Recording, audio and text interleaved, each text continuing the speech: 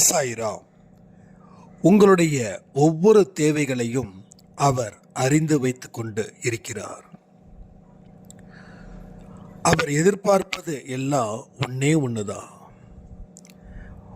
என்னைக்கு உங்க வாழ்க்கையில நீங்க நம்பிக்கையை ஏற்படுத்தி வாழ்றீங்களோ அன்னைக்கு அவர் உங்கள் முன் காட்சி அளிப்பார். உங்களுக்கு தேவையான ஒவ்வொன்றையும் அவர் பெற்று தருவார்.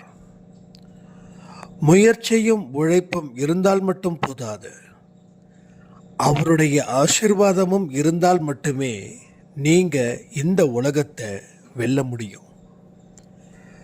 கடவுளுடைய கருணை பார்வையில எவன் ஒருவன் சிக்குகிறானோ அவன் வரக்கூடிய எல்லா ஜென்மத்திலும் அந்த பலனை அவன் அடைந்தே தீர வேண்டும்.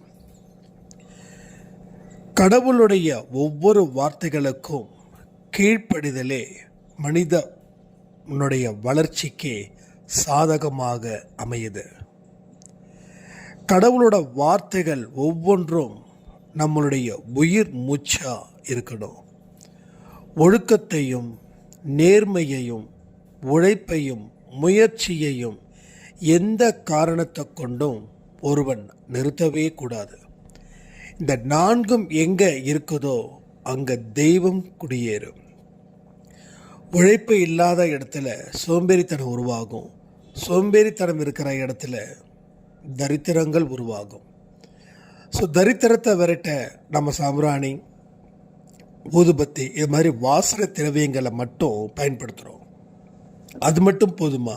இல்லை. அதை தாண்டின ஒரு உழைப்பும் முயற்சியும் சுறுசுறுப்பும் இருந்தால் மட்டுமே அந்த தரித்திரத்தை நாம் விரட்ட முடியும்.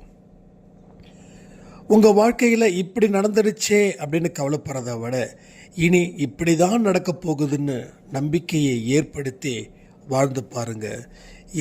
இந்த ஜென்மத்திலேயே நீங்கள் பெற்ற அத்தனை துன்பத்தையும் கடவுள் தீர்த்து அடுத்த ஜென்மத்தில் உங்களுக்கு தேவையான அத்தனை நல்ல கர்மாக்களையும் அவர் ஏற்படுத்தி உங்களை மென்மேலும் ஒரு சிறப்பான வாழ்க்கையை வாழ வைப்பார். கடவுள் அதிசயமாக ஒரு மனுஷனை படைச்சிருக்கார்.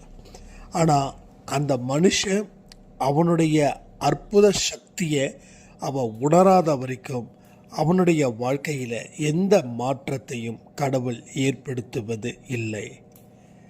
இதை நீங்கள் உணர்ந்து கொள்ளும் தன்மையில் இருக்கும்போது எல்லாமே உங்களுக்கு வந்து சேரும். எனக்கு நன்மைகள் வரலை, எனக்கு எப்பொழுதும் தீமைகளே வந்துக்கிட்டு இருக்குதுன்னு சொல்கிறவங்களுக்கு ஒன்றே ஒன்று தான். நீங்கள் முயற்சியும் உழைப்பையும் அதை தாண்டின ஒரு ஆர்வத்தையும் நீங்கள் காட்டாத வரைக்கும் உங்கள் வாழ்க்கையில் எந்த விதமான நல்ல விஷயங்களும் நடக்காது.